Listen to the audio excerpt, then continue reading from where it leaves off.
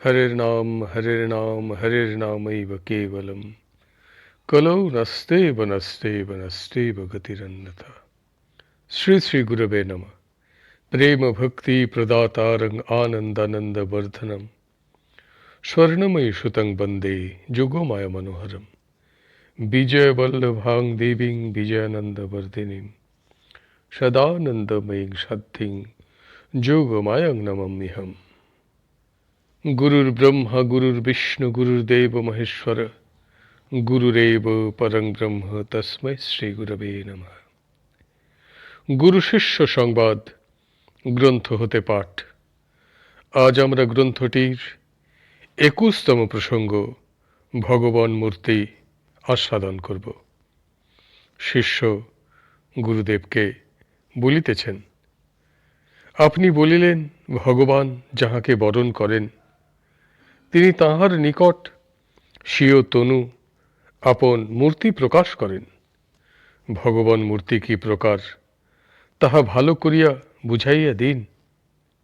গুরুদেব উত্তর দিতেছেন, রাম, কালী, দুর্গা, শিব, গণেশ, বিষ্ণু প্রভৃতি যে সকল সাকার দেবতার পূজা আমাদিগের দেশে প্রচলিত আছে এবং শাস্ত্রে যাহাদিগের বৃত্তান্ত বর্ণিত আছে সে সকলই ভগবানের ভিন্ন ভিন্ন স্বরূপ, ভিন্ন ভিন্ন মূর্তি। ভগবান অসংখ্য রূপে, অসংখ্য মূর্তিতে, অসংখ্যভাবে লীলা করিতেছেন, ক্রীড়া করিতেছেন। ভগবান নিত্য পদার্থ, অবিনশ্বর বস্তু, তাহার মূর্তি, তাহার বিগ্রহ নিত্য। রাম, কালী, দুর্গা প্রভৃতি তাহার ভিন্ন ভিন্ন স্বরূপ সকলের মূর্তি ও বিগ্রহ নিত্য ও অবিনশ্বর। ভগবান সচ্চিদানন্দ বিগ্রহ, চিন মূর্তি। তাহার দেহ জড়ীয় নহে, ইহা তোমাকে পূর্বেই বলিয়াছি। ভগবৎ বিগ্রহে জড়ের কোনো প্রকার সম্পর্ক নাই বলিয়া ঋষিরা তাহাকে নিরাকার বলিয়া গিয়াছেন। ভগবান এবং তৎস্বরূপ সকলের বিগ্রহ যেমন অবিনাশী ও নিত্য, তাহার গোলকাদি ধাম এবং পরিকর গণ সেরূপ নিত্য, অবিনাশী, চিন্ময় ও সচ্চিদানন্দময়। কখনো সে সকলের বিনাশ নাই, ধ্বংস নাই। তবে কেহ কেহ চিন্ময়স্যাদ্বিতীয়স্য নিষ্কলস্যা শরীরিণঃ উপাসকানাং কার্যার্থং ব্রহ্মণো রূপকল্পনা। রাম তাপনী উপনিষদের এই শ্লোকের উল্লেখ করিয়া বলেন যে এই তো শাস্ত্রেই রহিয়াছে যে ব্রহ্মের রূপ কাল্পনিক। উপাসকের কার্যের জন্য ব্রহ্মের রূপ কল্পনা করা হইয়াছে। তবেই তো দেখা যাইতেছে যে ব্রহ্মের বাস্তবিক কোনো রূপ অথবা মূর্তি নাই। সাধক নিরাকারের ভাব মনে আনিতে পারে না, ধারণা করিতে পারে না। সেই জন্য ঋষিরা অরূপ অমূর্ত ব্রহ্মের রূপ ও মূর্তি কল্পনা করিয়াছেন। তাহারা যেভাবে শ্লোকটির ব্যাখ্যা করিয়া এই প্রকার আপত্তি উত্থাপন করেন, শ্লোকের ব্যাখ্যা বাস্তবিক সেরূপ নহে। ব্রহ্মণঃ এই ষষ্ঠন্ত পদটিতে সম্বন্ধে ষষ্ঠী করিয়া তাহারা শ্লোকটির উক্ত বিধ ব্যাখ্যা করেন। সম্বন্ধে ষষ্ঠী করিলে অর্থ ওই প্রকারই হয় বটে, কিন্তু এখানে সম্বন্ধে ষষ্ঠী হয় নাই, কর্তায় ষষ্ঠী হইয়াছে। কর্তৃ কর্মণঃ কৃতি কৃদ্যোগে কর্তরি কর্মণি চ ষষ্ঠী স্যাৎ। কল্পনা কৃত প্রত্যয় নিষ্পন্ন পদ, সুতরাং তাহার যোগে কর্তায় ষষ্ঠী হইয়াছে। তাহা হইলে দেখা যাইতেছে যে সত্য সংকল্প ভগবান কর্তৃকী তাহার নিজের রূপ কল্পিত হইয়াছে। তদাত্মানং স্বয়মকুরুত। শ্রুতি।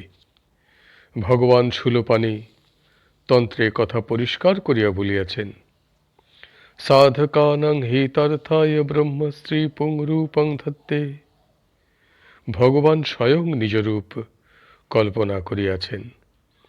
রাম, কৃষ্ণ, কালী, দুর্গা, শিব, বিষ্ণু প্রভৃতি অসংখ্য মূর্তি ধারণ করিয়া অনন্ত ব্রহ্মাণ্ডে অনন্ত রূপে লীলা করিতেছেন।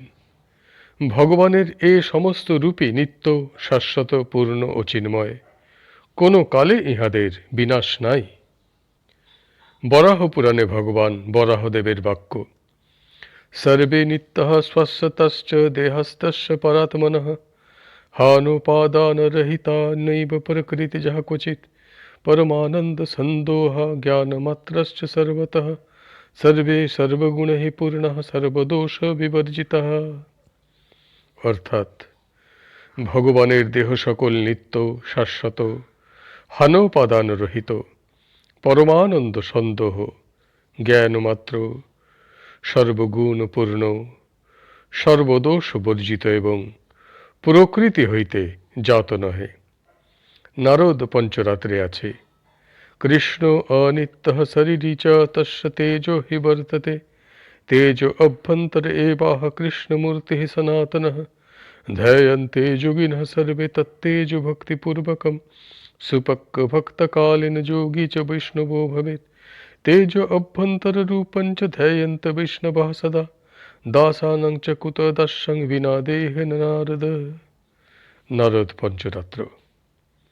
ভগবৎ ধাম সকল নিত্য, তদ্বিষ্ণুঃ পরমং পদং সদা পশ্যন্তে শূরয়ঃ। বিদ্বান অর্থাৎ ব্রহ্মবিদগণ সেই বিষ্ণুর পরম পদ সর্বদা দর্শন করেন। পদ অর্থ ধাম। ন তদ্ভাসয়তে সূর্য ন শশাঙ্ক ন পাবক যদ্গত্যা ন নিবর্তন্তে তদ্ধম পরমং হরেঃ তদ্বিষ্ণুঃ পরমং ধাম শাশ্বতং নিত্যমচ্যুতম ন হি বর্ণয়িতুং শক্য কল্পকোটি শতৈরপি। পদ্মপুরাণ। অর্থাৎ হরির পরম ধামে সূর্য চন্দ্র অগ্নি প্রকাশ পায় না, সেখানে গমন করিলে আর পুনরাবৃত্তি হয় না। বিষ্ণুর সেই পরম ধাম শাশ্বত, নিত্য ও অচ্যুত। শত কোটি কল্পেও কেহ সেই ধামের বর্ণনা করিতে পারে না। আমাদিগের সমস্ত শাস্ত্রেই ভগবানের মূর্তি, ভগবানের বিগ্রহ স্বীকার করা হইয়াছে। সচ্চিদানন্দ বিগ্রহ ভগবান, তাহার বাসস্থান, যাহাকে ভগবৎ ধাম বলে, সেই গোলকধামে পরিবার বর্গে পরিবৃত হইয়া নিত্য লীলা করিতেছেন। কেবল আমাদিগের শাস্ত্রেই যে ভগবানকে সাকার বলা হইয়াছে এমন নহে, অন্য দেশীয় শাস্ত্র সকলও ভগবানকে সাকার বলিয়া গিয়াছেন। কোরআন ও বাইবেলের ঈশ্বর সাকার। আদমের নিকট ভগবানের আগমন, স্বর্গে ভগবানের সভা, সিংহাসনে ভগবান উপবিষ্ট, ভগবানের সভাতে দেবদূতগণ উপস্থিত ইত্যাদি বর্ণনার দ্বারা স্পষ্ট প্রতীয়মান হয় যে কোরআন ও বাইবেল উক্ত ঈশ্বরের মূর্তি আছে, বিগ্রহ আছে। তিনি সাকার, তিনি তাহার ধামে বাস করেন, তাহার পরিকর বর্গ বর্তমান আছেন। এ বিষয়ে হিন্দু শাস্ত্রের সহিত উক্ত শাস্ত্রদ্বয়ের মিল দেখিতে পাওয়া যায়। যাহারা প্রণালী মতন সাধন করিয়া ভগবানকে লাভ করিয়াছেন, তাহাকে প্রত্যক্ষ করিয়াছেন, তাহারাই তাহাকে সাকার, সচ্চিদানন্দ বিগ্রহ, চিন্ময় মূর্তি পুরুষরূপে দর্শন করিয়াছেন। এ বিষয়ে শ্রীমৎ বিজয় কৃষ্ণ গোস্বামী পাদ লিখিয়াছেন, ঈশ্বরের জড়ীয় রূপ নাই, এজন্য তাহাকে নিরাকার বলি, কিন্তু তাহার নিরাকার সচ্চিদানন্দ রূপ আছে, যাহা জ্ঞান চক্ষে দর্শন করা যায়। যেমন জ্ঞান চক্ষু আছে, সেরূপ জ্ঞান কর্ণ আছে, জ্ঞান নাসিকা, জ্ঞান রসনা আছে, যাহাতে শ্রবণ, ঘ্রাণ, আস্বাদন, অনুভব হয়। জ্ঞান চক্ষে ইহলোকে ও পরলোকে যাহা কিছু সত্য আছে, তাহা প্রত্যক্ষ করা যায়। সাধন দ্বারা জ্ঞান চক্ষু বিকশিত করা হয়।